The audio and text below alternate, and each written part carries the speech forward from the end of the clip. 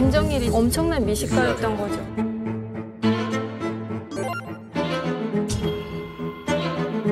그는 김정일의 전속 요리사였습니다. 김정일이 즐겨 먹었던 바로 입니다.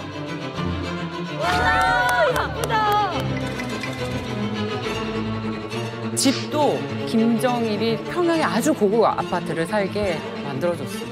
받았던 돈이 얼마였냐면은 야 그때 2천만 원을 받았거든요. 와, 그때가 뭐.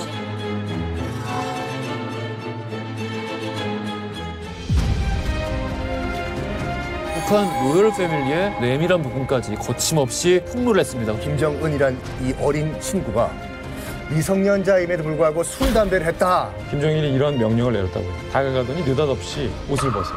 속옷까지 다 벗어. 이 인물이 딱 한 인물을 지목해요. 다음 후계자가 될 것이다. 왜?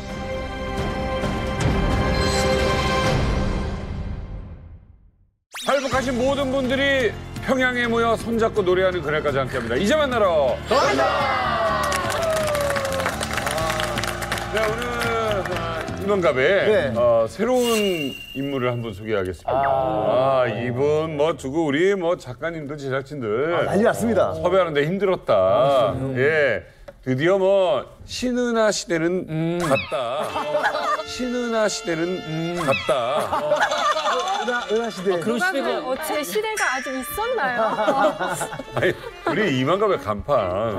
예. 아라 씨, 은하 씨 네. 본인보다 솔직히 출연자 중에 인정하는 미모 있으셨어요? 없었죠. 없었죠. 왜? 누나. 언니. 네? 언니. 언니가 잠깐만, 여기 조금 예쁘긴 나봐. 한데 저를 못 따라오죠. 그렇지. 결이 다르죠, 좀. 킹정. 예. 결이 다르죠? 그렇죠.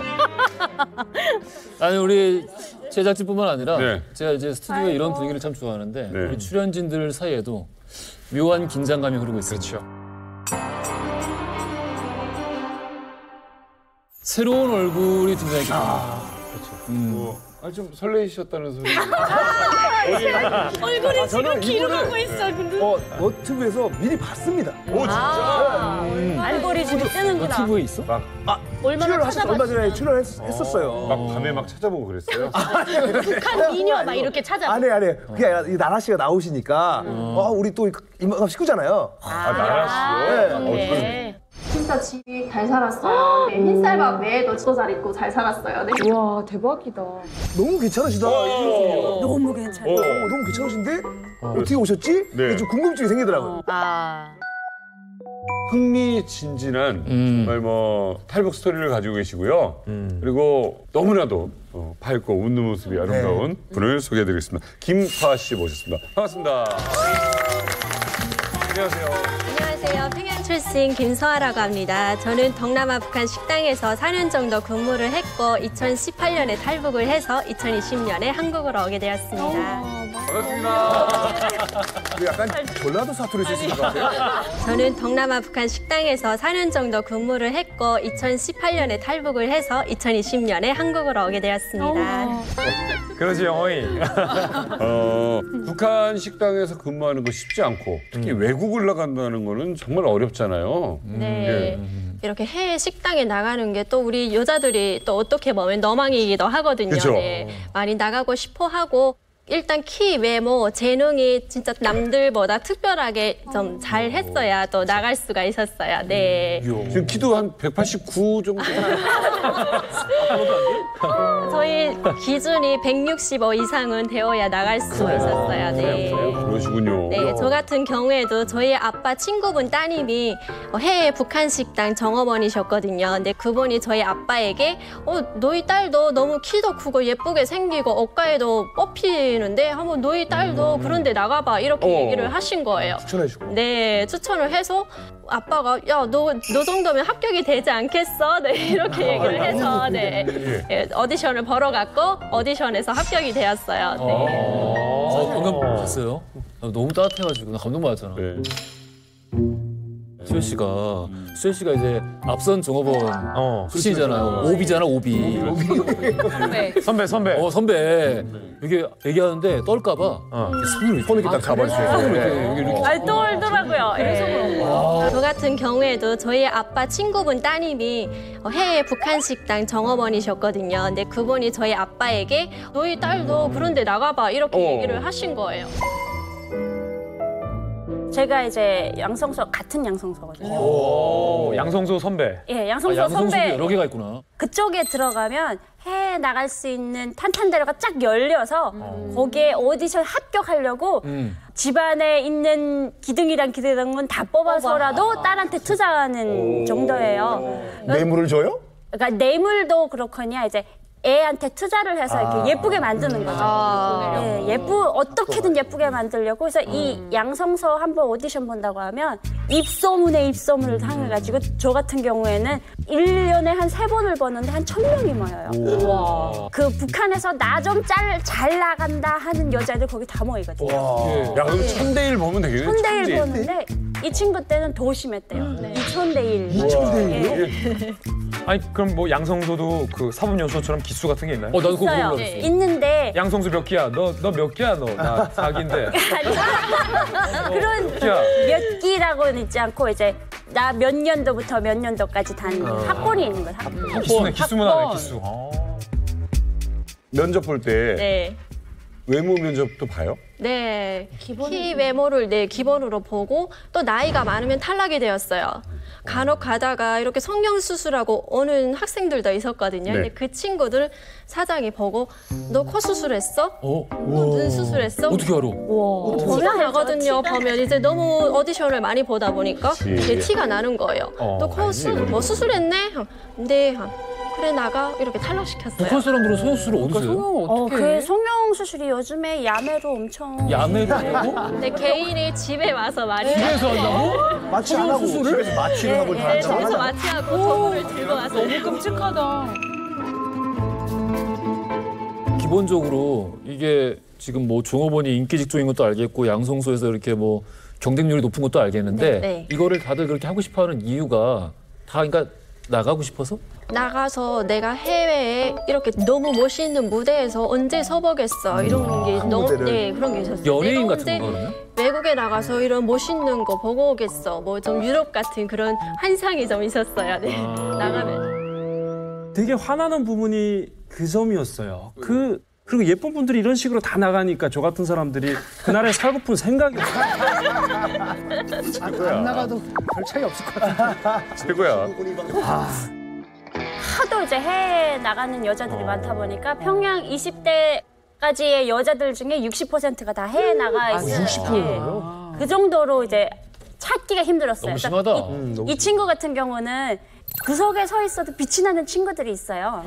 하자마자 아무렇게나 하고 왔는데 나보다 못해 막 이랬는데 저 뒷구석에 진짜 백조처럼 쫙 빛나는 애가 있어. 그러면 이제 신경이 너무 쓰이는 거예요. 근데 백발백중 합격 맞아요. 이 친구가 모든 사람들이 북한판 한가위 맞다라고. 한가위? 아니 이거 쑥스러워하지 말고 본인이 한번 자랑 좀 해줘보세요. 네, 또 매일 찾아오는 손님들이 또 있어서 매출도 제가 제일 높았어요. 네. 여기 웨이터즈예요? 어떻게 매출이 높죠? 식당에 자주 오시는 분들은 이렇게 담당 종업원이 이제 정해져 있었어요. 담당 직원이 있구나. 네. 우리 거 맡아달라 이렇게. 네. 우리 일반 식당하고 맞아요. 다른가 봐 시스템이. 제가 우리 탁에 와서 서빙해줘 이렇게 하는데 제가 손님이 겹치다 보니까 못 갈 때도 있었어요. 그럼 그런 분들은 불만이 생겨서 식당을 나가게 되면 저는 많이 난감했었거든요. 네. 캄보디아 있으면은 평양 집에 1년에 몇 번이나 가요? 저희는 나가게 되면 3년, 5년 동안 집에 돌아갈 수가 없어요. 네. 기숙사같이 그냥. 그러면 계속 그냥 거기 네. 악기 같은 건 혹시 안 하셨습니까? 거의 악기 네. 하던데. 그러니까 제가 기본 항아리 춤을 돌고 무용을 기본으로 맡아서 하다 보니까 악기를 못했어요. 네. 몇 살에 나갔어요? 19살에 나갔어요. 근데 그냥 춤도 거기서 그냥 가르쳐 준 네, 거네요. 거기서 그냥 언니들이 너 그냥 이거 해 하면 3일 동안 물동이 이렇게 항아리를 쥐고 있고 밥 먹으면서 여기 글을 올려놓고 밥 먹고 그렇게 연습했어요. 네. 이 친구가 제가 이제 발이 이렇게 탭댄스를 추다가 발목이 나가가지고 그 관절이 너무 아파가지고 그 어린 나이에 근데도 이제 악바리처럼 연습을 하더라고요. 그래서 마지막에는 그 힘들다는 그 물동이를 이제 이고 이렇게 뺑뺑이 도는 거 있잖아요.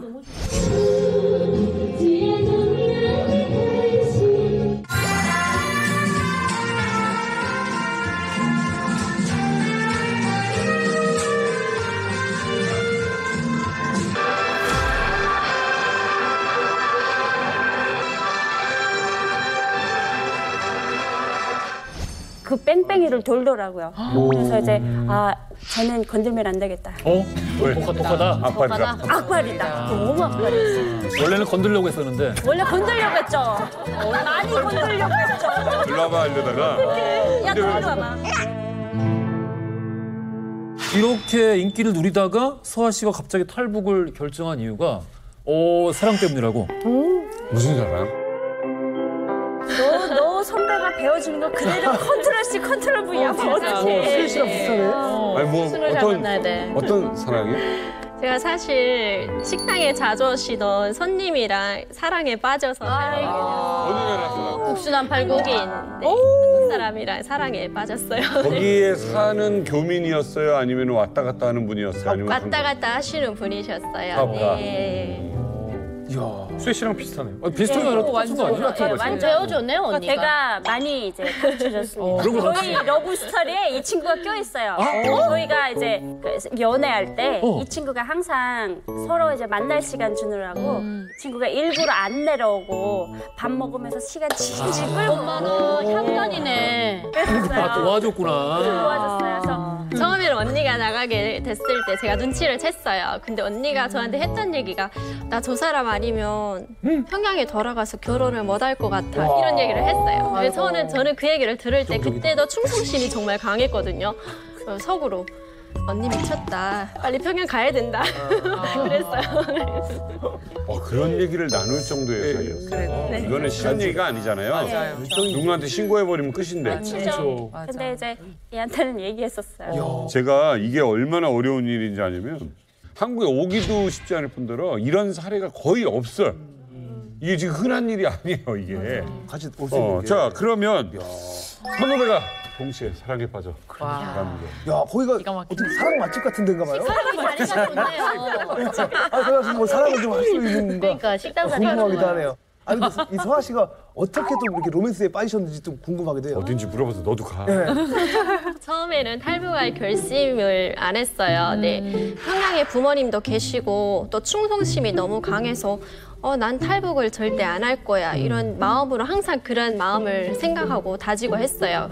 그러다 어느 날 제가 너무 이렇게 새벽까지 일하다 보니까 몸이 망가지더라고요. 네, 안 아픈 데가 없는 거예요. 이렇게 힘들지만 사장은 제가 누워있으면 눈치를 주더라고요. 네, 친구들의 또 동료들의 도움을 받을 수가 없었어요. 그때 당시 너무 서러웠고 이때 제가 너무 힘들어할 때 이 한국 분이 저에게 이렇게 매일 죽을 써서 가져다가 챙겨주고 저한테 정말 잘 챙겨줬어요. 그래서 이 사람 뭐야 하고 너무 좋아하게 되고 제가 의지를 좀 많이 했어요. 예. 그렇게 하다 보니까 이제는 이 사람 따라가야 되지 않을까 이런 생각도 마음으론 하고 있었지만 그래도 탈북을 할 생각은 못했어요. 그렇죠. 근데 이때 이 사람이 제가 너무 힘들어하니까 너 너무 힘드니까 평양에 들어가 이렇게 해서 제가 그래 나 그럼 평양에 들어가자 이렇게 결심을 했어요. 이 사람이 너 평양에 들어가면 어떻게든 내가 너희 가족이랑 너 탈출시킬 테니까 그냥 너 들어가 이렇게 남자 선남자들 문제야 진짜. 네. 지금 그때 즈음에는 서로 좋아하는 감정이 있는 걸 네. 손을 잡은 사이. 네, 야, 잠깐만. 어디서 잡아? 너희는 손을 잡았니? CCTV 안에서 원래 잡았어요. 삼각지대를 알았어. 삼각지대. 그래서 내가 무슨 일 있어 널 찾아올 테니 네. 평양을 가라고 했는데 안 갔어요. 그래서 제가 몇 달에 걸쳐서 사장님한테 찾아가서 사장님 저 평양에 갈게요. 보내주세요라고 했어요. 사장님이 아무리 생각해도 네가 북한에 갈 이유가 없는 거야. 너 이렇게 인기가 많고 돈도 제일 많이 벌고 있는데 왜 가겠다고 하는 거야. 이렇게 얘기를 해서 저르다가 2018년 8월에 너 그럼 내가 2주간 휴가를 줄게. 그냥 다녀와. 부모님 보고 오면 되겠지? 너 그럼 병도 다 나을 거야. 다녀와. 이렇게 해서 저는 그동안 모았던 돈 10,000불을 가지고 평양으로 갔어요. 네. 10,000불을 가지고 평양으로 네. 갔다고? 그럼 이제 끝 아니야. 그래, 다시 못 나가. 여기 못 오는 저한테 물어봤어요. 너 지금까지 모은 돈을 지금 가지고 갈래? 아니면 다녀와서 다시 돈 벌고 그 돈 다 모아서 가져갈 거야 물어봤어요. 근데 저는 이제 갔다가 나 안 올 거야 이 생각으로 저 이제 만불 주세요 하고 그 만불을 가지고 평양으로 갔어요. 네. 휴가가 있어요? 휴가 없어요. 뭐예요? 없는데 그러니까 사장 입장에서는 이 친구가 이제 식당에 없으면 매출이 이제 떨어질 것 같거든요. 진짜 잡고 우리 싶으니까. 저 매출을 책임지는 네, 매출을 책임지는 친구인데 에이스. 얘를 보내고 나면 이제 식당이 타격을 입으니까 그치. 어떻게든 오르고 달래주자. 달래려고 2주간 갔다 오게 하는 게 이게 그 비행기표 한 번 왕복으로 티켓 끊는다는 게 거기다 말도 안 평양에다 뭐라고 얘기할 거야? 그쵸. 네. 그러다 보니까 가만 있어. 너 월급 얼마 받았어? 너 월급 얼마 받았어? 무서워. 받아. 사장이 저한테 얘기했던 게 저희는 월급이 딱 정해져 있고 그 외에 따로 보너스나 이런 것도 없었어요. 보너스가 있어? 네, 없었어요. 없어요. 근데 저는 사장이 따로 불러서 너는 일을 잘하기 때문에 다른 친구들보다 너한테 더 많이 주는 거야. 술 점주는 거기도 절교해. 아니 만불을 모았다고 해서 지금 이해가 안 되는 게 벌목공도 그렇고 종업원들도 그렇고 저 돈 거의 다 북한 정부에다 주잖아요. 당국에다가 거의 조금 받던데요. 내가 일단 저는 지배인의 특혜를 너무 많이 받아서 진짜? 다른 친구들은 이렇게 모으기가 쉽지가 않았어요. 만불을. 네. 근데 저는 쉽게 빨리 모을 수가 있었어요. 아니 만불 갖고 들어가면 민족의 영웅이에요. 민족의 영웅까지 나왔어요. 예. 민족의 영웅. 만불이라니. 가문의 영웅이 나왔네. 부모님이 너무 좋아했어요. 네. 공부하기 4년 만에 들어가셨잖아요. 네. 이제 부모님을 만나고 네. 부모님한테 용돈도 좀 드리고. 용돈 정도가 아니죠, 만불이면. 그렇지. 1200만 원. 10년 먹고 살 돈이야. 네, 그런데 그렇게 해서 어쨌거나 이제 탈부를 하겠다고 말씀을 드려야 될 거 아니에요. 네. 근데 부모님한테 진짜 말을 해야 되는데 꺼낼 수가 없는 거예요. 맞지. 내가 엄마한테, 아빠한테 어떻게 내가 얘기를 꺼낼까 생각을 하고 고민을 했는데 얘기할 수가 없는 거예요. 근데 엄마가 제 눈빛을 보고 눈치를 챘던 것 같아요. 엄마가 제 눈빛을 보고 얘기는 안 하지만 너 말하지도 마, 꺼내지도 마 이런 눈빛이 얼굴의 표정에서 나타나는 거예요. 엄마는 알지. 네, 그래서 저는 나 얘기 못 하겠다. 그냥 나 혼자 그냥 떠나자 이런 생각을 하고 엄마한테 만불을 가지고 갔던 거를 엄마한테 엄마 우리 그 아파트 집 사자 평양에 하고 아파트 하나 사드리고 나왔어요. 네.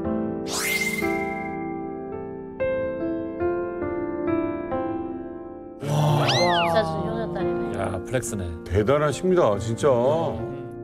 근데 결국 부모님이랑 같이 못 나왔으니까 속상하겠네요. 네, 일단 뭐 많이 속상하고 4년 만에 갔는데 북한이 진짜 너무 캄캄한 거예요. 아직 너무 많이 열악하고 제가 들어갔던 시기가 여름이었어요. 너무 더운데 전기는 오는데 물이 없는 거예요.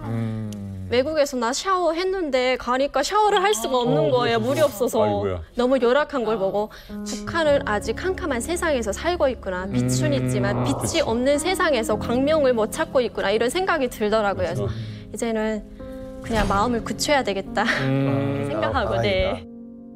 식당으로 돌아간 거죠? 네. 예, 2018년? 네, 2018년에 다시 식당으로 돌아갔어요. 남북 정상회담 열렸던 때. 네. 예. 그때 식당에 손님들이 갑자기 줄었고 또 그때 남북 정상회담이 있으면서 이제 금방 우리도 통일이 되는 거 아니야 이런 희망은 가지고 있었어요. 근데 대북 제재로 식당이 너무 힘들다 보니까 언제까지 우리가 통일이 될까 이렇게 기다리는 게 아니다 이런 생각도 있었고 그치. 네, 내가 이제 언제 또 좋은 세상을 보겠어라는 생각이 들었고 이제는 나는 탈북할 결심을 해야 되겠다 마음을 굳히고 네, 결심을 했어요. 네. 딱 드디어 이제 결심을 하시고 네. 이제 그다음에 이제 실행에 딱 옮겨야 되죠. 네. 그 남자에게 연락을 해야 되잖아요. 그날 그 사람이 저희 식당에 왔어요. 네. 제가 얘기를 먼저 했고 그 사람이 내가 밖에 차를 대기시켜 놓을게 이렇게 얘기를 했고 그 사람이 먼저 식당 밖을 나갔어요. 저는 사람들의 눈을 피해서 이제는 나도 나가야 되겠다라는 생각이 들었는데 나갈 수 있는 문이 없는 거예요. 그래서 3층으로 올라가 보니까 3층에서 창문으로 떨어질 수밖에 없는 거예요. 아니 저기요 낙하산 선수예요. 층에서 뛰어내린다고요? 네, 3층에 이렇게 올라가 보니까 거기 유일하게 문이 하나가 있었어요. 나갈 수 현관으로는 못 나와요, 1층으로? 못 나가요. 그 손님들이 나갈 때만 요리사 엄마들이 문을 열어주고 이렇게 했어요. 네. 희한하다. 문을 걸고. 식당 문을 잠궈놓는다고? 원래 그렇게 문을 닫아놓고 했어요. 네. 먼저 밤 10시가 되면 대문을 다 닫아놓고 단골 손님들이 식사를 끝나고 나가면 요리사 엄마들이 따라가서 문 열어주고 손님 내보내고 이렇게 했어요. 아, 낮 시간에 탈출은 불가능하니. 네. 그렇게 해서 또 오빠가 그 사람이 그때 막 전화를 돌렸죠. 탈북할 사람 있는데 도와주세요. 이렇게 사람들을 그때 섭외했어요.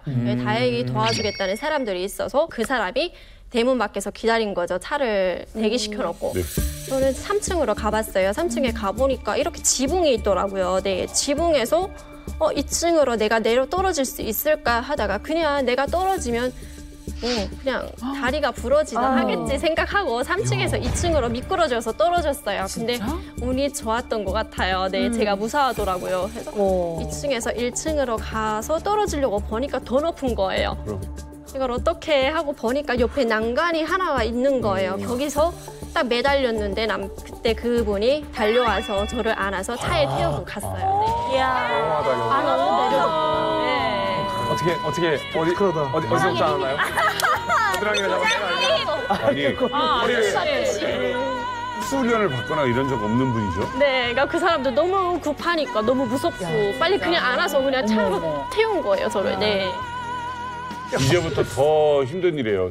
만약 당사자라고 생각해봐요. 외국에서 갑자기 동남아 어느 국가야. 맞아. 근데 북한하고 더 관계가 깊은 국가예요. 어찌 보면. 네. 자, 일단 차에 태웠어요. 차에 태우고 저희가 라오스로 갔어요. 멀쩡했어요, 몸은? 뭐 차에 타보니까 살이 다 찢기고 네, 스타킹이 다 찢어진 거예요. 근데 다행히 크게 다친 데는 없어서 운이 좋았던 것 같아요. 다행이네요. 저희가 계획 없이 탈북하다 보니까 라오스로 일단 가서 저 탈북했는데 좀 도와주세요라고 했더니 라오스에서 갑자기 한국 사람이 너희들 한국으로 보내줄 테니까 나한테 돈을 달라고 하는 거예요. 우리는 방법이 없으니까 이 사람을 정말 믿었어요. 그래서 처음에 3천만 원을 줬어요. 네, 3천만 원을 주고 도와주세요라고 했는데 며칠이 지나서 5천만 원 주세요. 또 줬어요. 야, 그럼 다 이렇게 또 지나서 5천만 원 주세요. 이렇게 줬어요. 네. 총 얼마를요? 이렇게 주다 보니까 3개월 동안 이 사람한테 준 돈이 3억 원이었어요. 3억? 뭐야? 그걸 이 남자분이 다 네. 내주신 거고요. 네. 사기꾼이에요? 그때서야 정신을 차리고 우리 사기 당하고 있는 것 같다. 이제 한국으로 가자 마음을 굳혔는데 그날 밤에 총을 들고 저희한테 찾아온 거예요. 이 3억 가져간 사람이? 네. 너희 3천만 원 내놓지 않으면 너희 신고하고 가만 놔두지 않을 거야. 3천만 원 더 내라. 이렇게 한 거예요. 저는 저희 그분이랑 또 너무 무서우니까 3천만 원 주고 그 다음 날에 태국으로 넘어갔어요. 3천만 원을 또 주고. 이게 현실이 네. 이게 범죄도시 그런 거지. 그 사람 좀 한국 사기꾼이었어요? 네. 한국 사람이었어? 네. 3억 3천 뜯어간 사람이 한국 사람이야? 야, 이런. 찾을 수 없어요? 그래가지고 어떻게 됐어요? 태국으로 가서 저희는 숨어 있었죠. 숨어 있고 가려고 했는데 한국 사람들이 너무 협박을 하니까 너희 가는 순간 거기 내 사람 다 있어. 너희는 어느 대사관에 전화하는 순간 너희는 다 걸리게 생겼어. 이렇게 되니까 저희 그 사람은 어떻게든 우리가 숨어 있어야 되니까 누구한테도 얘기하지 말고 믿을 사람이 한 명도 없구나. 이렇게 생각하고 그냥 한국에 가는 거를 포기했어요. 2년을. 교회 단체니 뭐 어디니 전화를 해보니까 지금은 도와줄 수 없다고 하니까 저희는 이제 한국에 못 가겠다. 나를 안 받아준다고 하니까 이제는 포기하자라고 생각을 했는데 거기서도 저희가 또 한국 사람에게 협박을 당했어요. 또 당했어? 네. 아니 왜 그래? 호텔 근처에서 계속 여러 번에 거쳐서 납치당할 뻔하고 네, 너무 무서워서 이제는 진짜 한국에 가야 되겠다. 어떻게든 한국에 가야 되겠다 생각하고 태국에서 한국 대사관에 우리 도와주세요. 네. 요청을 했더니 거기서 빨리 이민국 수용소에 들어가세요. 그렇지. 자수하고 들어가세요. 그럼 우리가 도와주겠습니다. 이렇게 해서 거기로 들어갔고 거기 수용소 생활을 하다가 네, 다행히 무사히 한국으로 왔습니다. 네. 태국에서 네. 일단은 라오스나 어디 다른 데 베트남 아무 데도 안 되고 일단 태국 가서 경찰한테 가서 노스코리안이라고 얘기하면 네. 유치장으로 들어가서 거기서 이제 3주건 뭐 두세 달이건 네. 있다가 오는 네. 그게 가장 정석이에요. 그럼 지금 남편 되신 분이 그 2년이 넘는 기간 동안 계속 함께 하셨던 거예요? 네. 야, 대단하네요. 있어줬고, 네. 얼마나 불안하니까 더 옆에 있어줘야 될 거 아니에요. 네, 그래서 그때 제가 한국에 대해서 접했던 게 너무 힘들어서 남편이 그때 그분이 저에게 보여줬던 게 1박 2일이었어요. 힘을 내라고. 예능을 갖고. 그래서 네. 뿌듯하네요. 그래서 아까 들어오자마자 사진 찍으셨구나. 이만갑이라는 게 있는 줄 알았어요, 몰랐어요? 있는 거는 알았는데 북한 사람이라고 생각은 안 하고 한국 사람들이 북한 사람 흉내를 낸다고 연기한다. 아 맞다 그런 얘기 몇 번 들었어. 네, 제가 나왔는데 이 친구 제가 이 친구 나간 다음에 그 동남아에 있던 저 아는 지인분이 저한테 전화가 오셨어요. 그러면서 야, 너 걔 알지? 그러면서 걔 없어졌다 이러는 거예요. 진짜 믿을 만한 소식통인데 걔도 이제 한국 남자 따라서 갔대 이러는 거예요. 그래서 내가 에이 거짓말하지 마세요 오빠 무슨 그런 얘기를 할까 정말이야 그러더라고요. 그래서 제가 2018년 때쯤에 이제 알아보려고 각방으로 노력을 했거든요. 근데 이제 다 대답이 이제 이 친구는 한국에 들어오지 않았으니까 그때는 다 모른다고 대답을 하셨는데 친구가 국정원에 이제 딱 들어왔는데 TV로 제가 막 어떤 눈에 그 익은 여자가 나오더니 막 얘기를 하고 있더래요. 처음에 알아봤어요. 처음에 못 알아봤어요. 처음에 묻어. 국정원에서 밥을 먹는데 누가 익숙한 목소리가 들리는 거예요. 그래서 봤는데 수혜 언니인 거예요. 저기서 왜 나와? 네가 봤어. 언니가 TV에. 네, TV에서 나오는 거예요. 그래서 나 어디서 봤는데 목소리가 너무 별로 안 친했나 보다. 시간이 목소리가 또 독특해. 그래가지고 했어. 한국에 온 지 이제 2년 정도 된 것 같은데 뭐가 제일 인상적이었어요?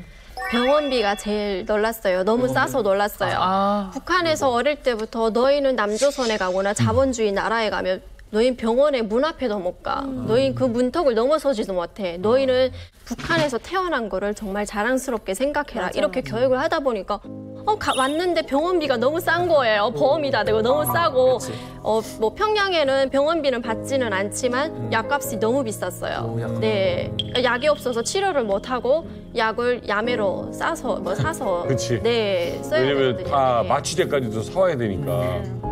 또 음식 중에 놀란 거 있어요? 일단 배달의 민족이 된다. 배달 어마어마합니다. 네, 앉아서 시킨다는 게 너무 신기했어요. 우리 김종민 씨에게 여쭤보겠습니다. 요즘 역사를 좀 많이 몇 년간 하시면서 역사를 알면 미래가 또 보인다면서요. 그에 대한 예언을 좀 해주신다면. 북한의 미래를요? 네네. 예언. 제가 예언. 그렇죠. 후계자가 나타나지 않을까? 벌써요? 벌써. 미래라며요. 몇 년 뒤에? 몇 년 뒤에 이제 아이가 한 명이 눈에 띄지 않을까? 지금 몇 살이지? 아기가 몇 살이에요? 그러니까 좀 지금 뭐 A가 뭐 2010년생이라는 소리가 있고 12살. 2009년생이라는 소리가 있고 지금 뭐 아니 그러면 이제 한 8, 9년 뒤, 10년 뒤면은 이제 나타나겠네요. 왜냐면 군대를 분명히 한 18을 보낸다고 치면 그러네? 그렇죠. 좀 뭔가 보는 것 같아. 논리적이야. 자 이런 식으로 뭔가 뭐 예언 뭐 이런 이야기들에서 제일 많이 언급되는 게 노스트라다무스 아니겠습니까? 맞아요. 예. 누군지 아시죠? 알죠. 예. 많이 알지. 네, 노스트라다무스. 네. 사실 어렸을 때 관심이 좀 많아가지고 좀 알았었는데 이 사람이 세계가 멸망할 것이라고 예언을 했죠. 99년도에. 네. 근데 이분이 이렇게 굵직한 것들을 건드렸는데 인류가 멸망한다. 그거 말고 실제로 맞춘 게 뭐죠? 2차 세계대전. 히틀러의 등장. 9.16 테러.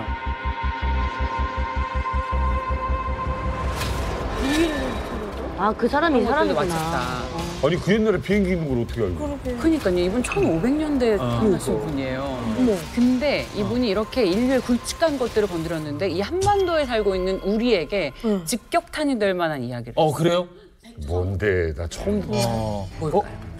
3차 대전. 3차 대전. 핵전쟁. 아니 독재자의 탄생. 비슷해. 김정은 사망. 아니 1500년대에 태어난 이분이 아시아의 한반도가 남과 북으로 나뉘는데 2017년에는 이 북이 스스로 멸망할 거다. 그런 걸 했다고 그 사람이? 그래서 통일할 거다. 되게 구체적인 통일 시나리오도 제시했어요. 그렇게 해서 통일을 하는데 그 당시에 북의 수장은 망명을 갈 건데 이게 어디로 갈 거냐? 러시아일 것이다. 어머머. 근데 이게 2017년에 이루어질 것이다. 결국에 어떻게 됐습니까? 2018년에 남북 정상회담이 있었죠. 아무 일 안 일어났던 거예요. 자, 이런 우리 뭐 소위 대예언가도 적중하지 못했던 것들이 훨씬 더 많은데 2003년 북한에 대해서 아직까지는 적중률 100%를 자랑하는 엄청난 예언가가 등장했습니다. 노스트라다무스 할아버지도 못 맞췄던 북한의 미래.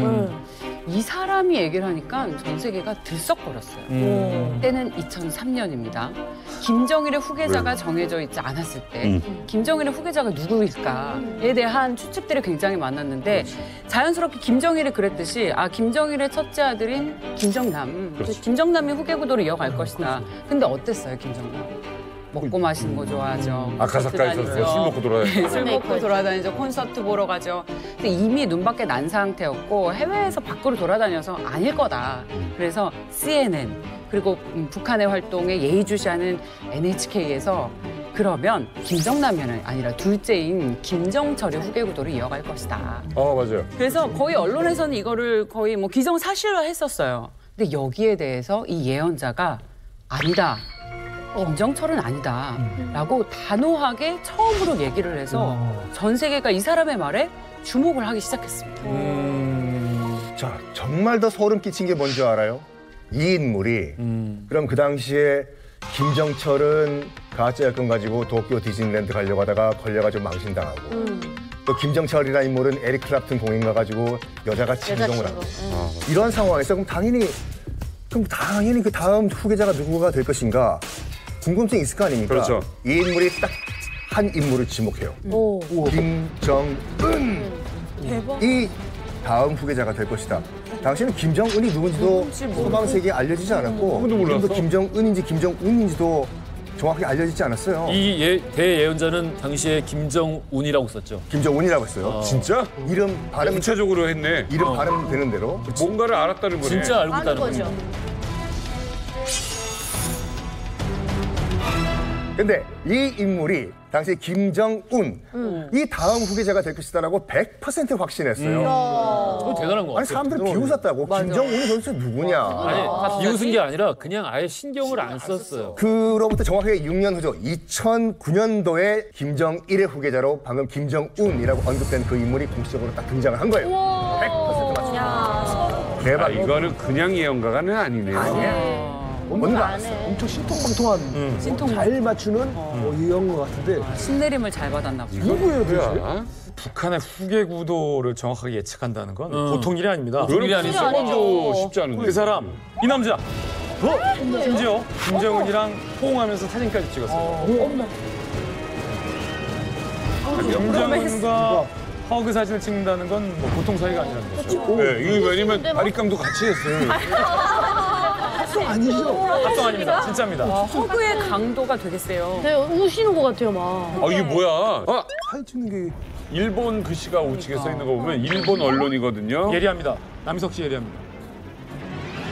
1호랑 찍을 정도면 엄청 친한 사이 같은데. 일본이랑 친하지 않을 텐데? 이 사진은 그 예언가가 예언을 내놓은 지 9년이 지납니다. 때는 2012년. 예언이 나온 지 9년 뒤 예언대로 김정은이 실제 북한의 지도자로 등극합니다. 그리고 등극한 김정은이 그 예언을 한 예언가를 북으로 초대해서 찍은 사진이 바로 이 사진입니다. 예언을 잠깐만, 이게 그러니까 김정일이 죽을 때쯤에 누군가 얘기한 게 아니고 이 사건 이게 대기 9년 전이라고요? 9년 전이죠. 뭐 CIA도 우리 국정원도 모르고 있던 얘기죠. 그렇죠. 그의 이름은 박철. 박철. 그는 무려 김정일의 전속 요리사였습니다. 전속 요리사. 박철 씨? 요리사가 내림을 받았나? 신내림을 받았나 봐요. 박철 씨요? 어떻게 맞췄지? 뭐지? 박철? 자, 들어보세요. 이 요리사는 1988년부터 2001년까지 무려 13년간 김정일의 전속 요리사로 활동을 합니다.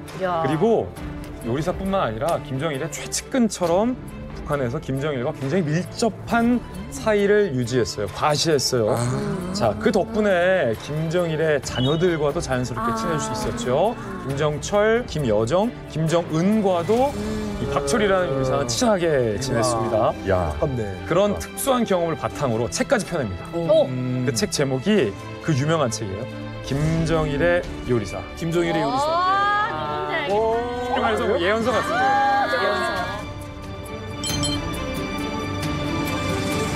이 사람 이름은 겐지인가 뭐 그건데? 맞아요. 간지. 후지모토 겐지예요. 후지모토 겐지. 후지모토 겐지. 일본의 요리사 후지모토 겐지고 김정일의 요리사라는 책을 통해서 북한 정권에 앞으로 어떻게 될 거다라는 우리가 말했던 소위 전망과 뭐 예언 비슷한 것도 해놨고 그뿐만이 아니라 뭐 북한의 로열 패밀리의 사생활, 북한 간부들의 막 복잡한 사생활 같은 것을 폭로하기도 해서 책을 펴냈을 당시에 굉장히 화제가 됐었고 저 책이 나왔을 때는 저는 기억을 하는 게 굉장히 그냥 우스꽝스러운 혹은 그냥 뭐랄까 일본 내에 어떤 그 북한에 관련된 어떤 뭐 여러 가지 뭐 여론이나 아니 뭐 장르나 이런 거에 그냥 뭐 기대서 인기 편승하려고 하는 것처럼 보였는데 근데 갑자기 예언이 맞아버리니까 맞아버리죠. 갑자기 급격하게 여론이 바뀌었던 그런 작가기도 한데 그 아까 작가예요. 박철이라고 그랬죠. 예, 일본인 이름은 후지모토 겐지 요리사인데 김정일이 정말로 총애했던 거예요.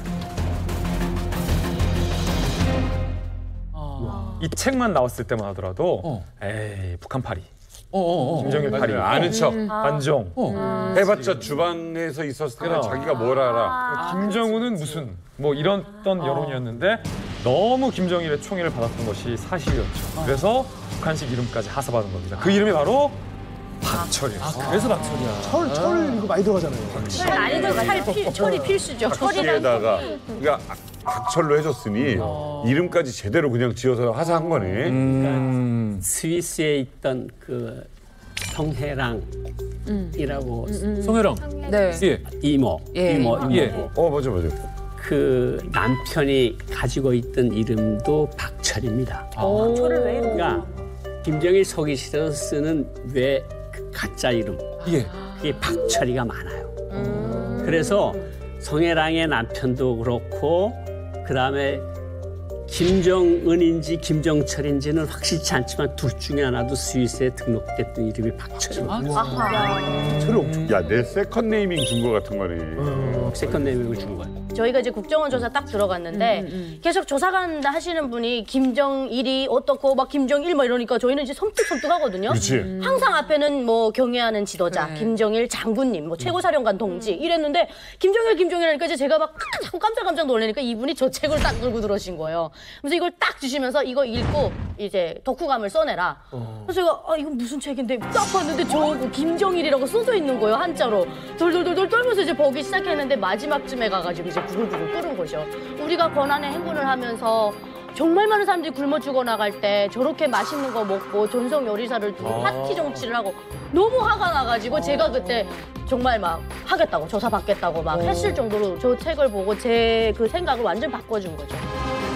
서아 씨는 이 후지모토 겐지를 알고 있었어요? 그랬을 때? 네, 나도 이 책을 읽었었는데 못 믿겠다는 마음이 컸어요. 누가 우리 장군님에 대해서 잘 알 수 있을까?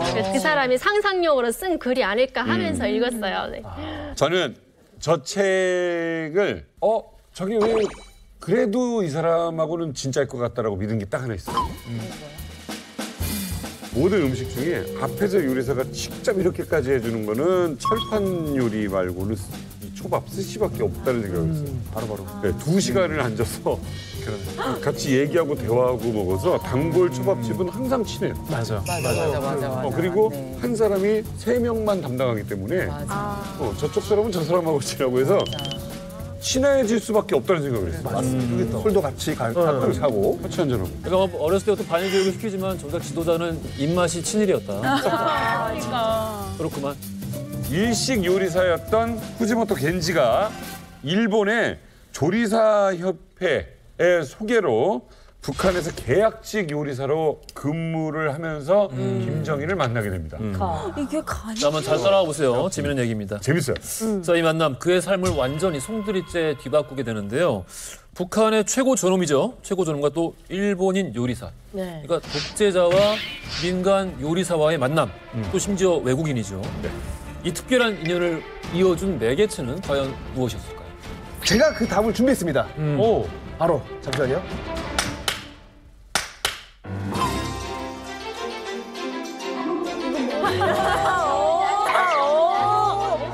바로 이겁니다.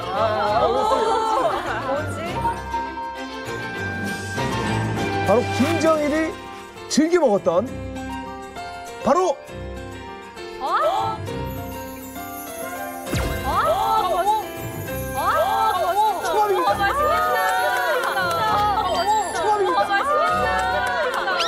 아 근데 초밥을 저런 데다가. 이거 진짜 초밥이네? 진짜 가져왔는데? 진짜? 진짜네. 녹화 중에 우리가 먹을까봐 지금 이분이 전화를. 보통 김종민 있는 데선 이걸 먹어요. 까나리 액젓과 함께. 맞아. 스타일이에요. 그래, 김정일이 저렇게 먹는 거 좋아할 수도 있지.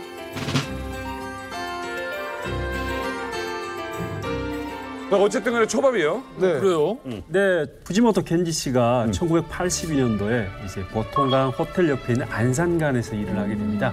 여기 안산간은 사실 평양에 이제 많이 살고 있는 이제 귀국자라고 불리는 이제 제일 교포들을 위한 그런 식당인데요.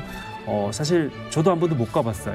네, 그런 곳에서 네, 일본 사람들의 입맛을 위해서 초밥 봉사를 했고 한 1년 정도 일하다가 네, 다른 곳으로 이직했다고 알려져 있습니다. 사로총 중앙위원회에서 보통강 호텔로 들어가는 입구에 안산관이라는 걸 만들어 놨는데 이제 이 어떤 사람하고 계약을 맺어가지고 부지모토 겐지가 들어옵니다.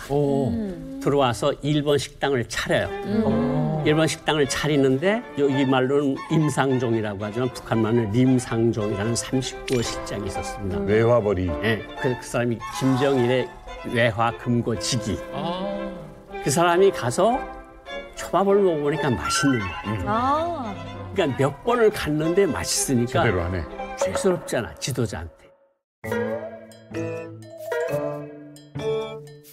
이만 맛있는 거 먹으면 그러니까 잘해. 장군님한테 가서 안산간에 이런 사람이 하는 초밥이 있는데 맛있습니다. 그래? 그럼 한번 가져와봐.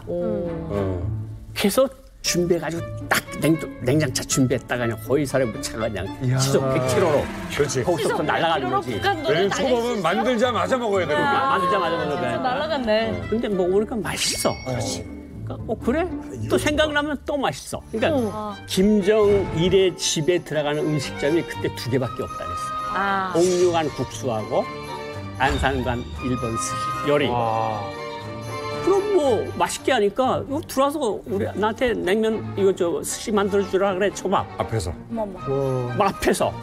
그래서 김정일과 1년이 시작되는 거야. 진짜 맛있죠. 바로 앞에서 먹으면. 그럼. 근데 김정일이 그 사람을 특히 눈여겨봤던 것은 요리 실력 때문만은 또 아니었던 것 같아요. 김정일이 처음으로 겐지를 초대서에 부른 날에 팁을 줬어요. 팁을 그냥 바닥에 던지듯이 준 거예요. 겐지가 자존심이 상해서 그냥 그것을 안 받고 나가버린 거예요. 일본이. 네, 근데 북한 사람은 그 누구도 그 앞에서 그렇게 할 수가 없잖아요. 그렇죠. 김정일이 이 행동에 너무 신선했던 거죠.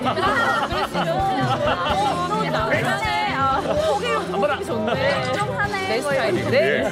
그러니까 마음에 들었어. 나한테 저런 남자 처음이야. 그리고 막 초밥도 맛있어. 특히 참치 뱃살을 되게 좋아했대요. 참치 뱃살. 네, 참치 뱃살을 좋아했는데 일단 그 이제 술이 곁들여진 그 이 초밥 테이블 위에는 보통 한 미화로 뭐 10,000불에서 한 많게는 10만 불 정도 쫙 깔아놓고 팁을 뿌렸다고 해요. 10만 불? 받아라 팁을 이런 식으로. 그러니까 원래 계획은 1년 계획이었었는데 평양에 그렇지. 생각보다 돈을 더 빨리 벌었어. 나 집에 가면 들어도 되겠냐? 그래서 집에 갔어요 일본. 저 거기 돌아가겠습니다 일본에. 그랬더니 쿨하게 김정일은 알았다고. 그럼 너 가기 전에 원하는 선물이 뭐냐? 저기 송이버섯 일본인들 송이버섯 또 얘기를 해 좋아하잖아. 그거를. 송이버섯 좀 주시면 안 그거 되겠습니까? 비싸잖아요. 죽었어요. 송이버섯을 또 이제 1호 선물로 갖고 간 거예요. 이 정도 돈 벌었으면 괜찮다 했는데 자기 말에 따르면은 그리웠던 거예요. 북한의 삶이. 눈앞에서 내가 만든 초밥을 먹고 있는 김정일이 눈에 아른 거래요. 진짜 프로맨스네. 프로맨스 아른 거랬대요. 아 이거 지역 추장만 있어도 뭔가 좀 기분 좋은데. 그래가지고 처음에 자기를 이제 평양에 소개해 줬던 니초 무역회사라고 있어요. 일본 조선 니초 무역회사라고 전화를 자기도 모르게 걸었대. 자기도 저기 모르게. 호지모토 겐지인데 다시 공화국으로 하고 싶다고 연락 좀 해주시면 안 되겠냐고. 그쪽에서 알았다고 전화 끊었대요. 네. 좀 시간이 흘렀어. 시간이 흘렀는데 내가 이럴 줄 알았어. 문이 열리네요. 앞에 딱 서 있던 사람이 누구였냐면 아까 우리 대사님이 말씀하셨던 임상종 씨가 딱 서 있는 거예요. 호지모토 겐지상 오랜만입니다. 우리 공화국 같이 가시지 않겠습니까? 그래서 바로 또 평양으로 들어갔다. 후지모토 겐지가 사실상 1급 요리사가 아니거든요. 그렇지. 예. 여기 어디 뭐 프랜차이즈 짬뽕집이지. 그냥 북한에서는 이제까지 없었던 거예요. 그런 원어민처럼 본토 요리사가 없었던 건데 그거 먹어보니까 당연히 맛있지. 엄청나게 했는데 일본에 딱 들어오니까 그냥 이른바 듣보잡이네. 그래가지고 저기 지방 어딘 데서 이걸 하고 있네. 근데 봉급이 82년 약 10개월간 북한에 일할 때 받았던 돈이 얼마였냐면은 그때 2천만 엔을 받았거든요. 그러니까 한 달에 200만 엔을 받았는데 200만 엔이면 지금 돈으로 2천만 원이에요. 근데 그걸 갖다 80년대 그때 당시 엄청난 돈을 번 거지. 그런데 이제 일본에 딱 돌아왔어. 일본에 딱 들어가 첫 봉급을 딱 받았는데 30만 엔이거든. 그러니까 300만 원. 북한에서 받던 것의 7분의 1씩을 딱 떨어진 거예요. 그러다 좀 전에 말씀하신 것처럼 아니 거기서는 막 이거 김정일, 김정 이런 사람들이었는데 딱 보니까 동네 아저씨. 재료도요. 최고였을 거 아니야 재료. 그렇죠. 재료도 엄청 최고. 그래가지고 자기가 이제 직접 전화를 해가지고 요번에 1987년 여름에 가서 이제 3년 계약을 맺습니다. 근데 이제 봉급은 좀 깎였거든요. 그래도 60만 엔이니까 일본에서 받던 거의 2배고 또 하나는 뭐냐면 이 계약이 딱 끝난 다음에 3년 후에 또 일본에다가 초밥도 차려주고 제안을 한 거지. 그런 계약을 한 거죠. 아니 그래도 일본에서는 뭐 그렇게 뭐 알아주는 사람이 아니지만 그래도 일본인이 제대로 초밥하는 사람이 와서 만들어준다. 이 소식을 제일 좋아할 사람은 바로 김정일 아니었겠습니까? 맞습니다. 그래서 다시 이제 평양에 돌아가게 돼요. 근데 그 당시만 하더라도 호지모토 겐지가 이제 우리 조선말을 북한말을 이제 못하는 상황이었는데 요것만은 외웠대. 친애하는 지도자 동지 저 다시 왔습니다. 늘 떠났다가 다시. 그러니까. 구조, 구조. 그때부터 베스트 프렌드가 됐어요. 이제 뭐 벤츠도 받고 벤츠를 받았다는 것도 큰 의미가 뭐냐면 이 벤츠, 호지모토 겐지가 받았던 벤츠의 번호판이 216으로 이게 뭐예요? 이 김정일 생일이에요. 그 216이라고 쓴 모든 차 번호는 이제 무사통행입니다. 너 이 정도로 사랑 아니야? 엄청 사랑하는 거죠. 브로맨스지. 자, 그가 그렇게나 너무나 마음에 들었던 독재자 김정일은 겐지를 아예 북한에 뿌리 내리게 하기 위해서 일종의 공작을 준비합니다. 자, 이제 북한에 살 만한 여건들이 다 조성이 됐어요. 인정받죠? 돈이 있어요. 그 다음 뭐가 필요할까요? 여자죠. 김진 기자 그런가 봐요. 그런 식으로 사랑이죠. 잘못 사랑이죠라고 말하려고 했는데 나도 모르게 여자죠라고 했어요. 동료와 철.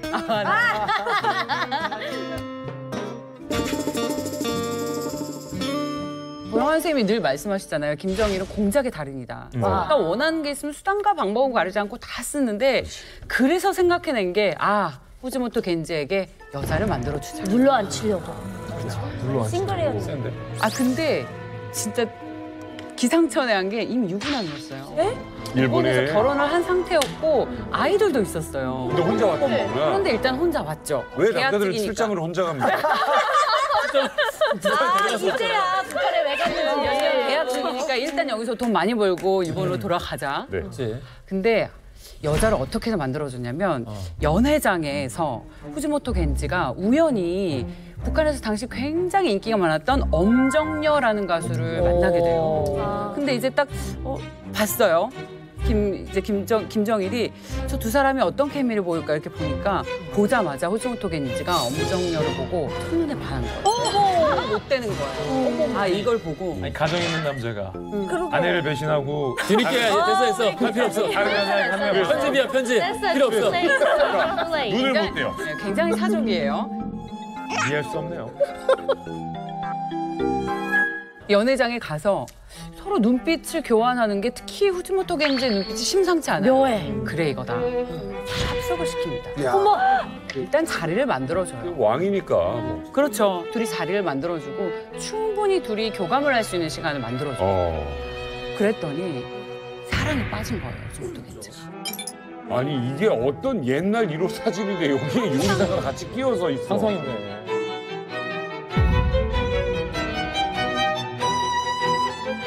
어머 결혼시켰어. 우와. 어머 어떡하냐. 대박이다. 야 세상에 저런 면사표를 씌우고 저 드레스를 어떻게 흰백의 드레스를 안 입히는데. 직접 김정일이 직접 참석했어. 이야. 말도 안 돼. 와.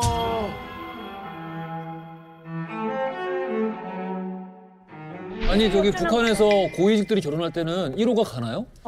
저게 무슨 결혼이라는 선물 결혼이에요. 그러니까 선물 결혼은 공식 명칭이고 그냥 우리들 사이에 이야기하는 건 소포 결혼. 여자가 소포처럼 와요. 그러니까 김정일이가 예를 들어서 뭐 기쁨조의 어느 바이올린 하던 아가씨, 너 지금 시집 가고파? 시집 가고픕니다. 그럼 누구한테 갈래? 외교관하고 결혼하고 싶습니다. 그럼 외무상한테 전화를 걸어요. 그래갖고 몇 명 사진 찍어서 괜찮은 놈 올려보내. 그럼 사진 오잖아요. 자, 누구? 그 여자 골라요. 남자는 아무것도 모르고 소포착처럼 가요. 어디에? 총류관이면 총류관 어디에 가라. 그럼 장군님이 계시는 거죠. 이러면 그럼 그냥 결혼을 시키는 거예요. 그래서 이번에 겐지의 결혼도 비슷했어요. 결혼 날짜를 그냥 1호가 정해줬어요. 2월 16일에 해. 뭐 자기 생일날? 생일인데요. 그럼 열흘 뒤에 해. 2월 26일. 결혼 날짜 정해졌고 유부남이라 그랬잖아요. 일단 이혼하고 와야 되잖아요. 어머 일본에 가서 이혼하고 와. 대신에 내가 다 도와줄게. 그래서 부인 쪽에서 위자료 3천만 엔, 양육비 1,800만 엔을 요구를 했어요. 우리 돈으로 수억이잖아요. 김정일이 그걸 듣고 내가 다 내줄게. 와. 다 내줬어요. 일본에서 깨끗하게 결혼 관계를 정리하고 북한으로 왔습니다. 그런데 이 부인이 결혼 조건으로 당신 여권을 북한 당국에 갖다 바쳐야 돼. 아 시켰구나. 사랑하잖아요. 그렇지. 오케이 콜 갖다 줘. 나 당신과 살겠어. 이렇게 일이 굉장히 순조롭게 흘러갔고 집은요? 집도 김정일이 다 만들어줬어요. 선물집으로? 선물집. 다 후지모토 겐지는 북한에서 돈 많이 벌죠. 그렇지. 인정받죠. 이제는 사랑하는 여자의 가족까지 생겼어요. 일본으로 돌아갈 이유가 없어진 거예요. 북한에 완전히 눌러 앉게 됩니다. 김정일의 바람대로. 저도 너무 신기한 게 아니, 이렇게까지라도 해서 후지모토 겐지를 북한에 눌러 앉힌 이유가 너무 궁금한데 설마 이 초밥 때문에 이렇게까지 초밥이 너무 그 이유가 너무나도 궁금하시죠? 네. 자, 그래서 후지모토 겐지와 남다른 인연으로 두 차례나 심층 인터뷰를 진행한 분의 이야기를 들어봅니다.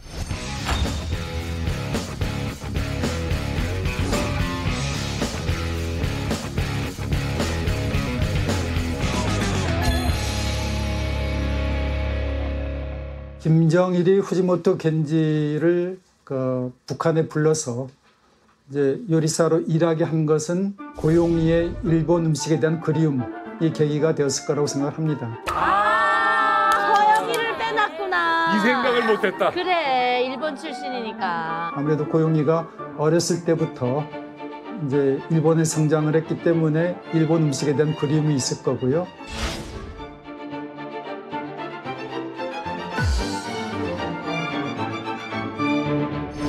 진짜 북한 주민한테 굉장히 좀 냉혹한데 야 자기 여자를 위해서 그러네. 일본인. 김정은의 엄마잖아요. 네. 고용이가 김정은의 엄마이기도 한데 이런 식으로 자기를 물심양면 옆에서 지원하고 그래서 나중에 유방암 걸려서 파리 가가지고 치료받을 때 고용이 편지를 받고 김정일이 엄청 엉엉 울었다고. 김정일이? 네, 김정일이 엄청 펑펑 울 정도로 그렇게 사랑하고 의지했었다고 겐지의 책에서도 그런 얘기가 나와요. 진짜 울었다고? 그러네. 네, 실제로 눈물을 흘렸다고. 그러니까 그렇게 사랑하는 자신의 아내가 네. 사실은 뿌리가 제일 교포기 때문에 초밥을 얼마나 먹고 싶겠습니까?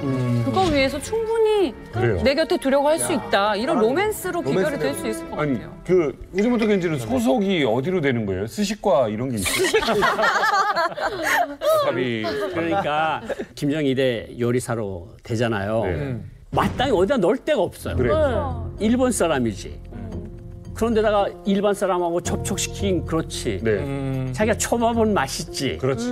그러니까 서기실에 들어가는데 북한 김정일 서기실은 보기실에. 정말 아무나 못 가. 이번에 진짜 정말 아무도 못 갑니다.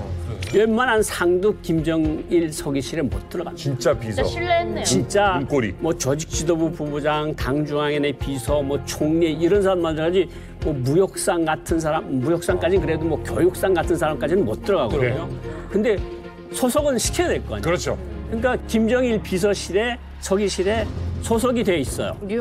그러니까 근데 신분증은 그렇게 안 돼 있는 거죠. 다른 걸로 돼 있지만 어쨌든 그냥 어바웃 보면 김정일 서기실에 들어간다고 볼 수 있는 거죠. 이건 후지모토 겐지가 폭로한 건데요. 김정일이 외국 음식이 먹고 싶으면 외국인을 북한으로 불러서 요리를 시켰대요. 또 프랑스에 스테이크가 나 먹고 싶어 하면 프랑스의 유명한 레스토랑의 셰프를 불러서 네, 요리를 시키고 돈도 두둑하게 챙겨주는 걸 겐지가 봤다고. 네, 그걸 자기 책에 그렇게 썼더라고요. 네. 저는 탈북해서 되게 놀랐던 게 김정일이 아이스크림을 먹고 싶으면 이탈리아에서 직접 가져간대요. 그렇죠. 나 그게 너무 충격이었어. 너무 충격인데요. 이탈리아에서 그 아이스크림을 쇼핑한 분을 저희가 직접 만나서 이야기를 들어봅니다. 최고의 재료들을 공수한 그 당사자 인터뷰. 진짜? 안 녹아요?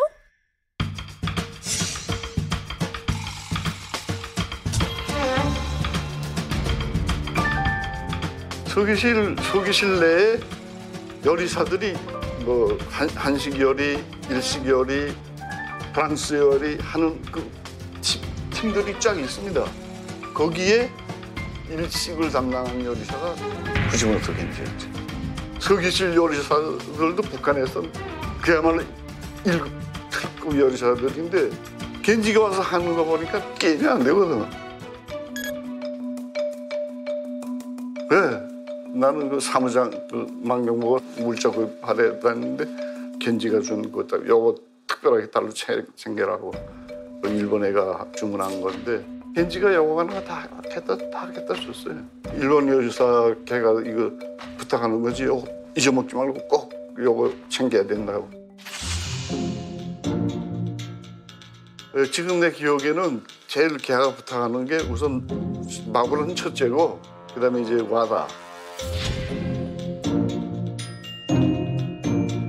와다 워낙 비싸더만 일본에서 엄청 금값이더라. 금값. 뒷고막 간장도 각가지 여러 가지 음식에 쓰는 각가지 별로 요구를 했고 꼭 산토리 식기를 주문하더라고요. He says he was a mere sushi chef from Japan who would be invited to Kim Jong-il's private parties and drink with him. He would ask me, "Do you like me?" I would tell him I love him and kiss his cheek. He says he traveled to Iran for caviar, Denmark for pork, and Thailand for mangoes and papayas. 자, 근데 문제가 있습니다. 이 겐지가 김정일의 식탁에 이렇게 최고급 식재료들로 만든 스시를 올릴 때 이때가 북한 주민들이 그야말로 말 그대로 수천 명 또 수만 명씩 굶어 죽어 가고 있었던 고난의 행군 시기였다는 사실입니다. 그러네. 정말 너무하다 싶죠? 그러니까. 그런데 이걸 보면은 더 기가 찰 거예요. 후지모토 겐지가 평양에서 빼온 식단표. 식단표를 저희가 대용으로 수정을 해봤습니다. 진짜 보고 싶지 않다. 김정일의 식단표입니다.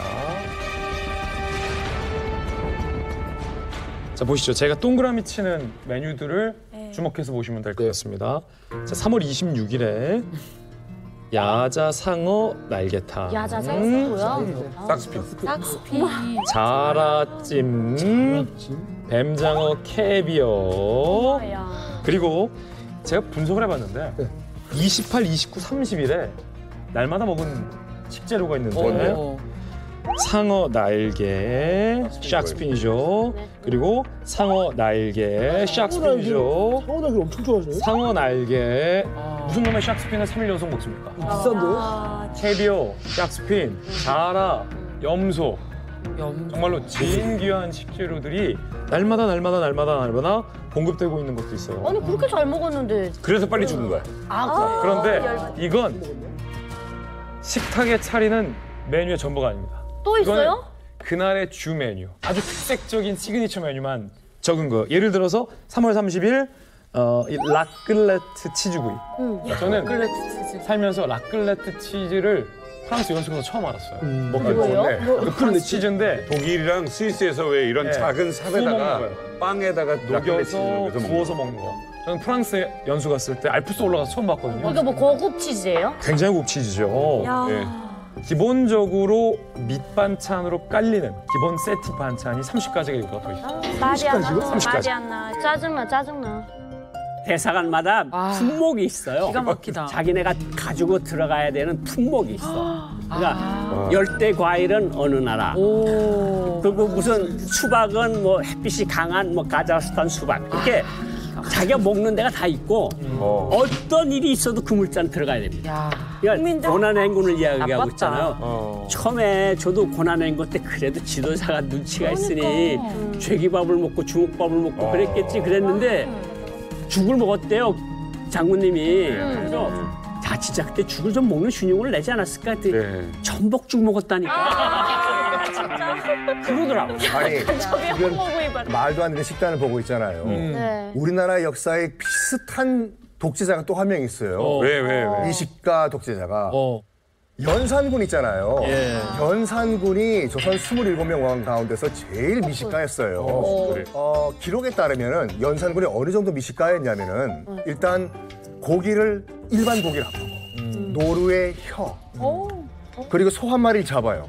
소고기는 안 먹어. 뭐만 먹냐? 소 심장을 먹어. 아니 입이 너무 싼 거 아니에요? 이게 싸요. 그리고 수박을 먹고 싶은데 자기는 조선에서 나는 수박은 안 먹고 난 중국산 수박을 먹겠다 해서 구하오라고 했는데 밑에 신하가 얘기를 한번 상소를 올린 거예요. 아니 지금 백성들은 지금 굶어 나가고 있는데 지금 주상전하께서 지금 중국산 수박을 드시려고 하십니까? 이거는 대단하다. 좀 오바인 것 같습니다. 해서 바로 목이 댕강 날아가요. 바로 목을. 그래가지고 약간 연산군과 김정일이 약간 공통점이 많이 하니까. 진짜 닮았네. 김정일이 이제 얼마나 미식가였냐면 계속 먹던 초밥이었잖아요. 근데 어느 날은 그 겐지가 초밥을 만들어줬는데 김정일이 딱 먹으면서 그러더래요. 오늘은 기존에 먹던 초밥의 맛과 조금 다르다. 그러니까 겐지가 무슨 소리 하냐고 지금까지 계속 먹던 초밥이다 이랬는데 밥상에 다 물리고 나서 자기가 요리실에 들어가서 봤더니 평소에 들어가던 그 정량이라는 설탕이 있잖아요. 설탕에 정량이 있는데 5g이 빠져서 들어갔던 거예요. 근데 이거를 같이 먹었던 뭐 장성택도 있었고 간부들이 여러 있었는데 그걸 유일하게 알아낸 사람이 김정일이었다. 센서 달렸네. 엄청난 미식. 예민하네. 입이 예민하네. 쓸데없는데 예민하네. 진짜 치사하네. 자, 책에는 식단 외에도 김정일과 또 그의 측근들이 이 바로 고난의 행군 시기에 벌였던 다양하고 참 어이가 없는 사치들이 과감하게 기록이 되어 있습니다. 고난의 행군 시기에 죽 먹는다면서 전복죽 먹은 것처럼 김정일의 유니폼 같은 그 복장 있지 않습니까? 장군님 점퍼. 맨날 그거 입잖아. 딱 보면 인민복 수준으로 보이는데 실제로는 그게 원단이요 최고급 캐시미어 실크랍니다. 진짜. 그리고 그 하나를 갖다 일일이 재단을 해서 손으로 손수 만든 맞춤복이었다고 합니다. 그래서 뭐 명품 브랜드에 이제 집착을 하는 대신에 아예 그냥 원단 소재 원단 그게 더 비싸요. 더 얼마서지? 이제 옷 같은 것도 딱 원단을 찍어줘요. 그러니까 해당 대사관에 인터넷으로 이런 원단에 어느 회사 거 몇 메타 딱 찍어서 나와요. 똑같은 거 무늬도 똑같은 거를 찍어서 보내라 그래서 보내는데 온갖 정성을 다해서 고려항공에서 사람이 나와가지고 그걸 직접 가지고 갔는데 어느 날 10년 사이에 김정은이가 그 옷을 입고 신년사를 해요. 아, 내가 보낸 옷이 벌써 김정은이가 입었네. 그러니까 그 명품 중에 명품만 골라가지고 가격은 상관 안 한다. 전혀. 그러니까 암만 비싸도 상관없으니까 딱 그것만 구해요. 그거 없으면 없다고 해. 그럼 딴 나라 가서 찾을게. 야, 이거 우리나라 치바스리갈만 멋졌다 뭐 이런 거는 아무것도 안 먹었잖아. 될 수가 없지. 지금 고난의 행군 때 김정일이 입었던 옷은 사실은 명품은 아니었지만 소재가 엄청 고급스러웠다 이런 얘기를 했잖아요. 김정일이 어떤 취미를 즐겼을까? 지금 다 먹을 게 없어서 죽어가는 처지. 일단 골프, 와, 나 진짜. 승마, 낚시, 고난의 행군 시기에. 그리고 제트스키, 그럼 오토바이, 경주 뭐 이런 취미를 즐겼는데 이거를 또 혼자 즐긴 것도 아니었어요. 우리가 지금까지 계속 얘기했던 후지모토 겐지와 함께 이 모든 사생활, 특히 이 고급스러운 취미들을 즐기게 됩니다. 한 번은 둘이 같이 제트스키를 타면서 야, 오늘 나랑 경주하자. 누가 있는지. 경주요? 제트스키 경주 뭔지 아시죠? 김정이라고? 네. 가평이나 부산 가면 그거 타고 막 이렇게 하는 오빠들 있잖아요. 그거 상상하시면 돼요. 한강도 가끔 있잖아요. 네. 근데 눈치 없이 이 경주에서 겐지가 이겼어. 원래 상사랑 이런 거 할 때는 간발의 차이로 져줘야지. 져드려야 되잖아요. 와, 이거 진짜 제가 이기려고 했는데 역시 부장님 잘하십니다 해야 되잖아요. 근데 눈치 없이 이걸 이겨가지고 치사하게 그 다음 해에 제트스키 훨씬 비싸고 좋은 거를 장착을 해와가지고 경주를 다시 해서 이겨. 그래서 친해진 거야. 그래서 더 좋아할 수 있지. 다 져주니까. 그럼. 다 져주니까. 또 그런 거지. 나를 이렇게 대한 건 너밖에 없어. 뭐 이런 거죠. 그러니까 겐지가 지적으로 아주 똑똑한 사람은 아닙니다. 그러니까 지적으로 아주 똑똑한 사람이면은 부담스럽겠죠. 예, 그렇지 않고 이제 일반적인 그냥 요리사였고 엔터테인먼트를 좀 잘하고 어떤 김정일을 즐겁게 하고 이제 바로 그랬기 때문에 이제 원상이용석까지 따라가고 그럴 수 있었을 거라고 봅니다.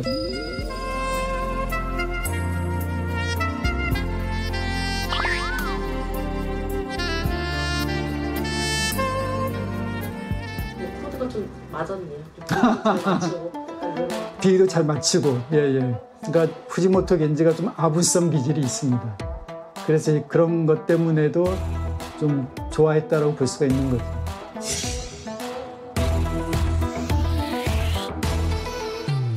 겐지는 뭘까요? 이 더없이 단단했던 우리 독재자 김정일의 신뢰 덕분에 뭔가 좀 겁을 상실했던 게 아닌가라는 생각이 좀 들기도 하는데 자, 김정일의 성역과도 같았던 가장 민감한 부분이에요. 북한 로열 패밀리의 아주 비밀스럽고 내밀한 부분까지 거침없이 폭로를 했습니다. 그리고 여기서 김정은이라는 아주 중요한 이름이 등장을 하게 됩니다.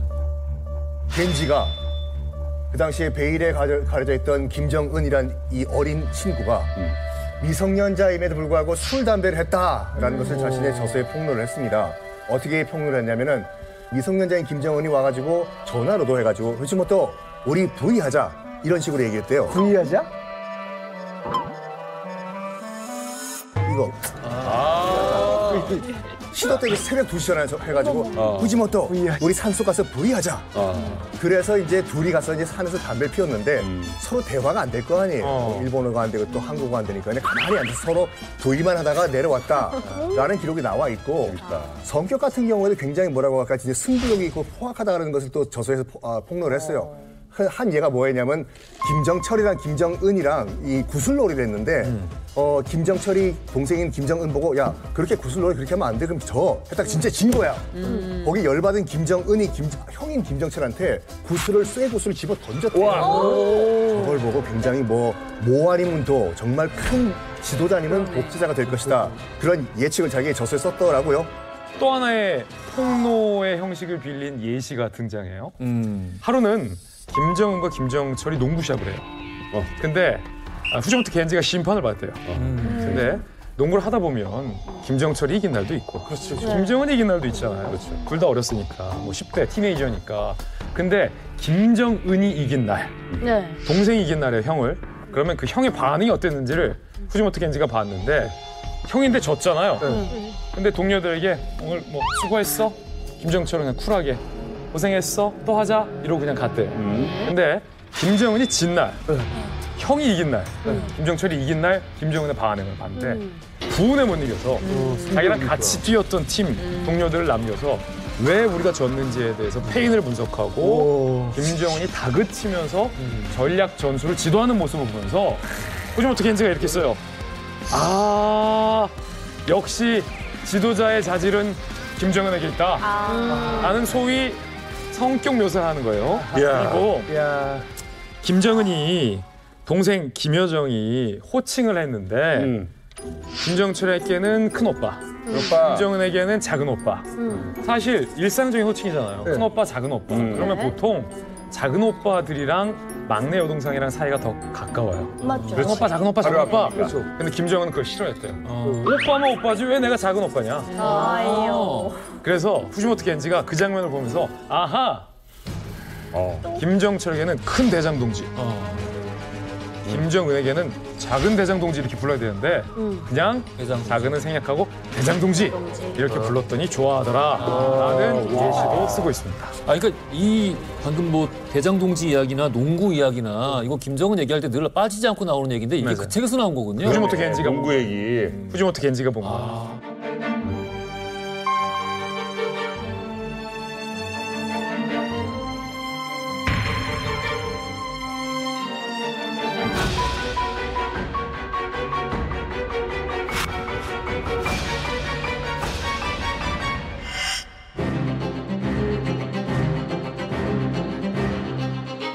Listen to our guest, Mr. Kenji Fujimoto, on my right. Again, I only speculated. He had a moment of feeling a little lonely. 腕ジョン氏の口から返ってきた言葉は「てったてったてったてった」もういいもういいそういったことを言ってくれましたね。そこでまた私の涙腺がもう火を吹いてしまってもう滝のように流れてきましたね。私は12年にハグし Kim Jong-un hugged me when we met last time in 2012. When we were shaking hands this time, he pulled my hands and hugged me again. これでもうハグしましたね。腹割って We can talk heart to heart. Kim Jong-un and I are in such relationship. 赤ですから。울잖아요. 저 사진은 이제 북한에서 공개를 한 거겠죠. 이설주 만났네. 야, 저기서 만난 거예요.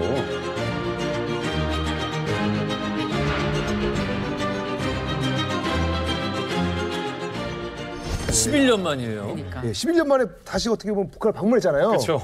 심지어 김정은 초대로. 아니 이게 어떻게 된 일이에요? 사실 우리가 얘기하는 지금까지 과정 속에서 정답은 다 나왔어요.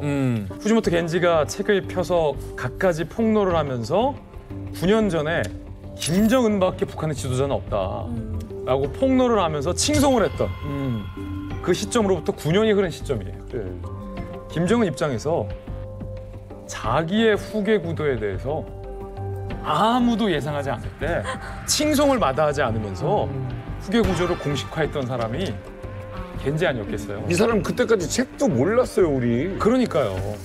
어쨌든 2012년 김정은이 등극하자마자 겐지를 초청합니다. 공식 초청이에요. 겐지가 북한으로 들어가요. 당시 김정은과의 만남이 아까 저 사진으로 공개됐고 리설주를 만난 사진도 공개됐습니다. 겐지가 김정은 만났을 때 겐지가 뭐 했겠어요? 자꾸 우는 거예요. 울면서 뭐라고 했는지 알아요? 배신자가 돌아왔습니다. 배신자가 돌아왔습니다. 라고 하면서 눈물을 막 흘리는 거예요. 김정은이 뭐라 그랬대? 아까 겐지가 했잖아. 됐다. 腕ジョン氏の口から返ってきた言葉は「てったてったてったてった」もういいもういい 됐다 과거는 잊었어 라고 김정은이 통 크게 쿨하게 안아줬다라고 겐지가 기자회견까지 하잖아요. 언제라도 오면 환영하겠다. 김정은이 겐지에게 이렇게 최고급의 대우를 해줍니다. 겐지가 방북했던 시기는 김정은 정권 초기예요. 김정은이 지도자로 등극하면서 보였던 북한의 새로운 동향 변화였기 때문에 두 사람의 저 만남 자체는 또 한 번 세계가 주목할 수밖에 없었죠. 그렇지. 그 겐지도 김정은에게 잘했지만 김정은도 굉장히 잘 대해줬어요. 보자마자 내가 대장 동지 만났다고 하면 사람들 아무도 안 믿으니까 나랑 사진 좀 찍어달라고. 누가? 겐지가 김정은에게 얼마든지 같이 찍자고 같이 사진도 찍고 심지어 잘 나온 사진 이걸 쓰라고 골라줬대요. 우리 사진 찍고 고르잖아요. 김정은이 직접 골라줬대요. 이게 좀 홀쭉해 보이는데 이걸 이게 다리가 좀 더 길어. 그리고 리서주도 처음 봤잖아요. 근데 그럴 때 우리 국가에 너무 잘 오셨습니다. 너무 환영합니다. 그리고 저는 선생님 이야기를 남편에게 아주 많이 들었습니다. 라면서 아주 따뜻하게 대해줬다고 합니다. 후지모토 겐지 대체 어떻게 무슨 마음으로 북한으로 간 거예요? 이게 참 제가 봤을 때는 섬뜩한 얘기인 게 일본임에도 불구하고 북한 당국은 후지모토 겐지의 동선을 다 파악하고 있었어요. 2012년 6월 16일 이제 편의점에 후지모토 겐지가 일본에 있는 편의점에 이제 신문을 사러 들어갔다가 나왔는데 갑자기 뒤에 어떤 남자가 따라 붙습니다. 저기요. 깜짝 놀라게 전난다고 그래요. 그러니까 뭔가 전해줘요. 이게 뭡니까? 펼쳐보니까 깜짝 놀란 거예요. 북한에 있는 자기 와이프, 자녀의 사진. 엄정녀. 그리고 정체불명의 한 장의 서한이 딱 있는데 그 서한을 딱 펼쳐보니까 뭐라고 적혀 있냐면 안전은 보장돼 있으니까 걱정 말고 북한으로 돌아와라. 간이 철렁 내려앉았겠죠. 이 상황에 있었던 후지모토 겐지는 머리를 굴린 거예요. 딱 보니까 제일 중요한 게 없어요. 이게 분명히 김정은이 보낸 것 같은데 누가 보낸? 사인이 없는 거예요. 그래서 그 정체 불명의 그 남성에게 얘기를 해요. 난 못 믿겠다. 받지를 못하겠다. 돌아가라. 얼마 후 시간이 흐른 후에 그 정체불명의 남성이 다시 후지모토 겐지를 찾아옵니다. 그러면서 한마디 말을 던지는데 거기에 화들짝 놀라요. 후지모토 겐지가. 뭐라고 했냐면 그 남성이 2001년도에 약속을 지켜달라. 후지모토 겐지-상. 이런 말을 자, 그러면 2001년에 약속이 뭐였죠? 이게 후지모토 겐지 책에도 나와요. 김정은이랑 워낙에 친하게 지냈잖아요. 그냥 요리사가 아니라 가족 그 이상이었잖아요. 같이 놀아주고 얼마나 친했어요. 같이 맞담배 피고.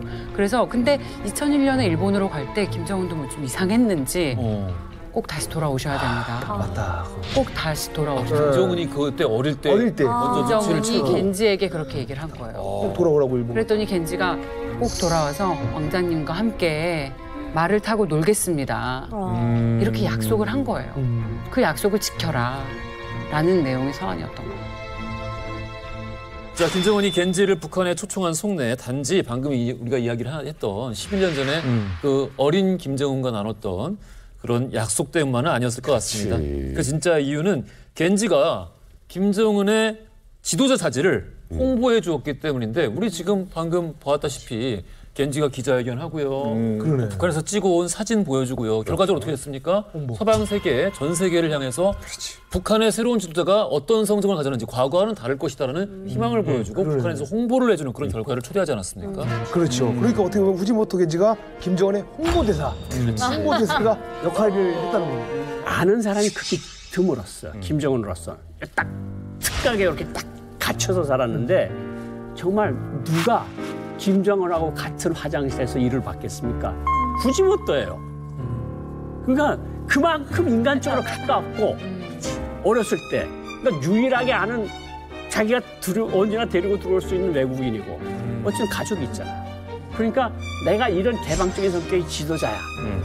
그리고 난 더 중요한 거는 그 북한 사회에 보내주는 메시지라고 봐요. 내부 메시지. 그러니까 나는 이제 지도자야. 농구 선수를 가지고 귀걸이 한 선수를 데리고 들어오는데 너네가 뭐라고 하냐. 코걸이 한 사람. 내가 일본 사람, 요리사 하는 사람 데리고 들어왔는데 너네들 뭐라 그럴 거야. 북한 국내 당정군 간부들한테 과시를 한 거지. 야, 너네 뭐 나한테 어떡할 건데. 이게 기본 핵심이라고 봐요. 그래요. 자, 이렇게 북한을 자유롭게 드나들면서 김정은의 측근에서 김정은의 측근으로 거듭나는 것 같았던 후지모토 겐지. 하지만 2016년 8월 이후에 갑자기 그의 행적이 묘연해졌어요. 해가 바뀌고 새롭게 공개된 그의 근황. 이 사람은요, 때되면 관심 받는 거 되게 좋아했던 거예요. 예, 아주 놀라운 근황이 전해집니다. 초밥집을 열고 본인의 초심으로 돌아가서 초밥을 만듭니다. 와우. 그 식당의 위치는 바로 평양입니다. 평양으로 평양에 가서 초밥집을 들어간 거예요? 그냥 때 되면 철사처럼 가는 거야. 김정은의 허가를 받아서 날도 되게 특별한 날이에요. 김정은의 생일인 1월 8일 날 평양 시내에는 아주 좋은 위치에 자리 잡은 이제 초밥집을 후지모토 겐지 이름으로 오픈을 했는데 사실 평상시에 후지모토 겐지가 꾸준히 얘기를 했어요. 평양에서 내가 장사 한번 해보는 게 소원이다라고 했는데 그 후지모토 겐지의 소원을 김정은이 풀어주게 된 거죠. 평양 낙원백화점 별관 4층에 라멘집도 열었다고 하더라고요. 일본 라멘. 네. 규모도 꽤 크고 홀에는 60명 정도 들어갈 수 있고 룸도 4개 정도 있다고 들었어요. 네. 자, 언론을 통해서 파악이 된 그의 최신 근황. 가장 최근의 근황은 2019년이 마지막입니다. 그 이후의 소식을 아무도 모르는데 우리 고용환 박사님께서 이 가장 최근의 근황에 대해서 들은 게 있으시다고. 그 일본 경식정 쪽에 사람한테 내가 확인을 해봤고 확인을 해봤는데 고용환 박사님께서 이 가장 최근의 근황에 대해서 들은 게 있으시다고. 그 일본 경식정 쪽에 사람한테 내가 확인을 해봤고 확인을 해봤는데 2019년에 소식이 끊어진 게 맞고 식당을 열었었는데 그 식당을 따로 열어서 사회주의 노동청년동맹하고 낙원백화점 사이에 3층짜리 건물에서 라면집을 하다가 그렇게 하다가 코로나가 터지면서 결국은 장사가 안 돼서 결국은 상점 가게 문을 닫고 그리고 국가에서 주는 쌀, 간장, 된장 정도만 받는다는 소식이 들러온 거의 2020년. 그 후에는 아무런 소식이 없다. 굉장히 희극적이고 복잡한, 복잡한 인물인데 뭐 이제 아까도 뭐 잠깐 언급하셨지만 전국시대 무장들 사이에서 늘 전해 내려오는 나를 인정해주는 사람에게 가서 목숨을 바치겠다라고 하는 거 그것도 사람 봐가면서 해야 하는 게 아닌가라는 생각이 들기도 합니다.